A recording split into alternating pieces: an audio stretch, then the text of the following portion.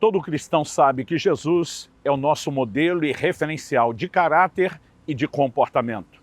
Ele é o padrão a ser alcançado. Todo o seu estilo de vida em todas as áreas definem exatamente a forma como eu e você devemos viver. Entre os diversos aspectos desse exemplo a ser seguido, há um que eu quero destacar aqui hoje: o cuidado do corpo. Fique comigo e nos próximos minutos nós vamos entender um pouco mais a respeito desse princípio praticado por Nosso Senhor e que, evidentemente, Ele também espera que o imitemos.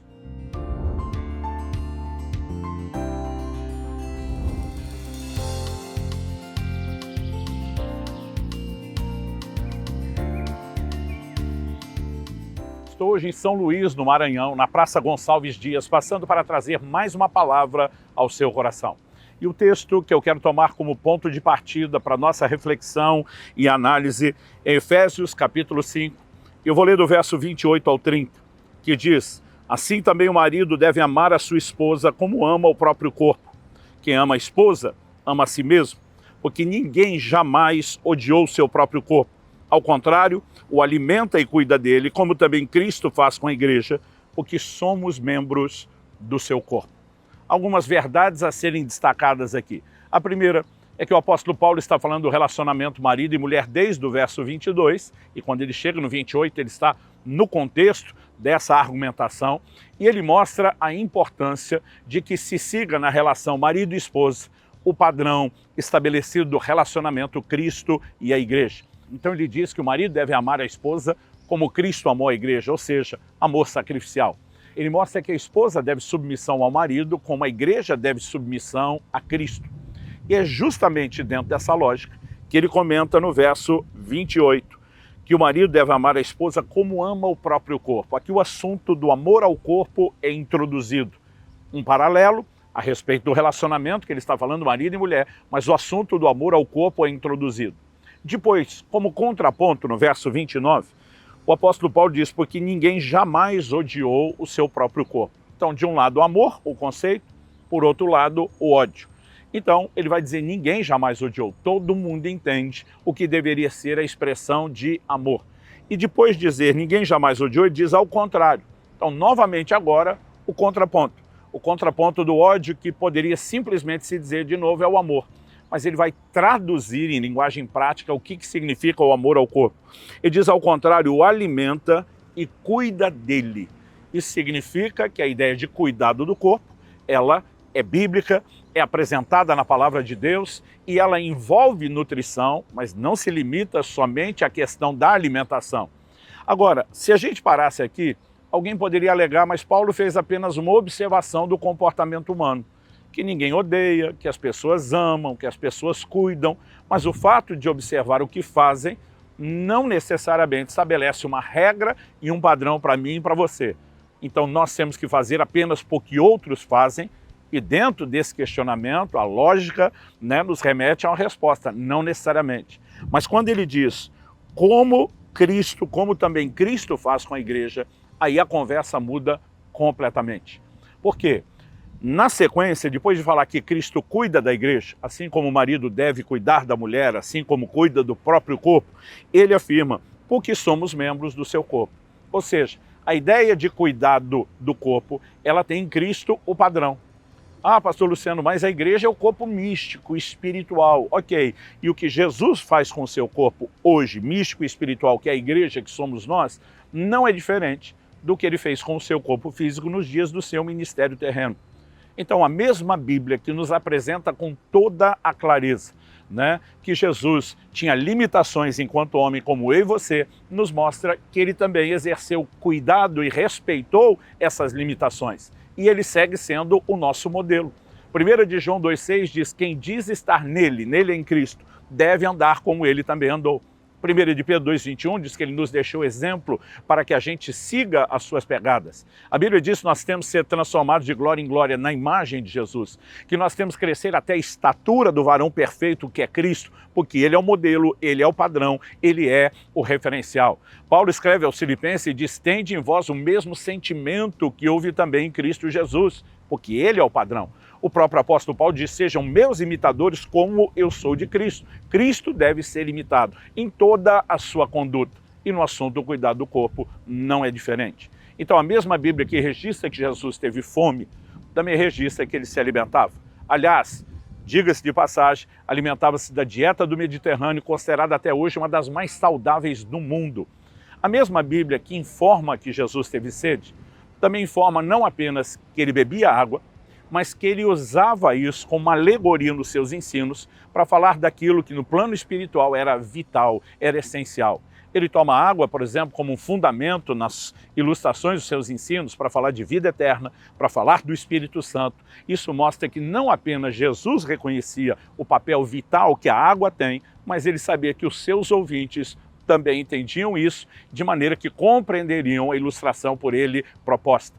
Nós olhamos para a Escritura e também vemos que a mesma Bíblia que nos informa que Jesus cansou, e teve sono, também informa que ele descansou, que ele dormia e fazia questão de promover o descanso com seus discípulos. Ou seja, Jesus respeitou os limites do seu corpo e ele é o modelo e o padrão de comportamento.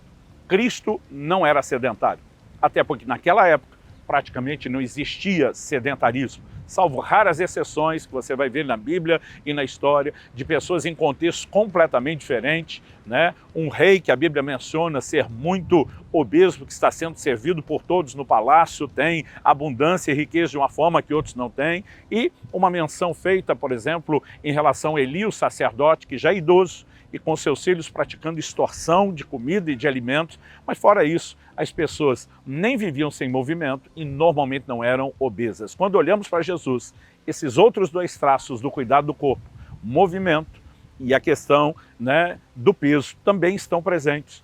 Como sabemos disso? Bom, Cristo era, por ofício, aquilo que aprendeu de seu pai, carpinteiro, trabalho manual, trabalho braçal. As pessoas tinham um estilo de vida completamente diferente do nosso. A modernidade tem gerado muito conforto, mas também tem nos roubado de muita coisa. Então, por exemplo, na hora de se ter acesso ao alimento, todo o processo era bem mais trabalhoso do que hoje, desde plantar, colher, quando se colhia o trigo, vai socá-lo no pilão, vai fazer farinha, vai fazer a massa do pão, para assá-lo tinha que se rachar lenhas, tudo envolvia trabalho manual. As pessoas não tinham a indústria da construção civil como hoje, que compram uma casa pronta, já até com a lâmpada instalada no foco, tinham que construir com seus braços, de madeira, de pedra, tudo era trabalhoso. As pessoas não tinham transporte como nós temos hoje. Na verdade, a maioria de nós hoje vive um conforto e praticamente não caminha, não se pode dizer o mesmo deles. Que mesmo aqueles que possuíam animais, normalmente usavam muito mais para o transporte de carga do que para qualquer outra coisa. Cristo andou e andou muito. Quando a Bíblia nos dá informações dizendo que ele saiu da Galileia com seus discípulos, foi para Jerusalém, às vezes na cabeça de alguém que não avaliou os elementos, os detalhes da geografia, pode pensar, é ali. Mas nós estamos falando de mais de 100 quilômetros. Aliás, alguém fez uma conta, um cálculo, baseado em onde Jesus saiu, aonde chegou e quanto tempo levou a viagem. O que não são detalhes que você vai ter em todos os relatos, mas baseado só nesses que temos, a conta foi de que ele andou uma média de 32 quilômetros por dia, o que não me assusta esse cálculo. Porque quando Pedro sai de Jope a Cesareia, com os homens que Cornélio enviou, eles faziam o trajeto em 2 dias e a distância é exatamente 60 quilômetros, o que daria uma média de 30 quilômetros. Ah, pastor, não quer dizer que caminhavam todo dia, mas para aguentar 2 seguidos tinham que ter ritmo. Uma outra pessoa fez a conta de todas as distâncias que Jesus percorreu sem ter o cálculo do percentual por dia e apresentou a conta de que nos seus 3 anos e meio de ministério ele teria caminhado mais de 5.000 quilômetros. Um dia desses, apresentando esses dados, alguém brincou, ainda bem que 1 de João 2,6, quem diz estar nele deve andar como ele também andou, não é literal. Mas Cristo caminhava e não era obeso. Aliás, eu brinco que ele era fit assim, estilo esse dedinho no nível profissional. E uma conta que podemos fazer quando a Bíblia nos mostra que ao final dos 40 dias de jejum, Jesus teve fome. Que fome é essa? É a fome real. É quando as reservas de gordura do organismo terminam. O processo de inanição vai começar, consumo de tecido vivo. Isso é realmente fome. As pessoas às vezes me perguntam, pastor, na sua experiência de jejum, a fome não é no começo? Até o corpo entrar no modo de queima de gordura e depois dar um senso de saciedade? Eu digo, mas se as reservas acabarem, e a questão é que a maioria de nós não chega lá, Então, aí sim há uma fome desesperadora.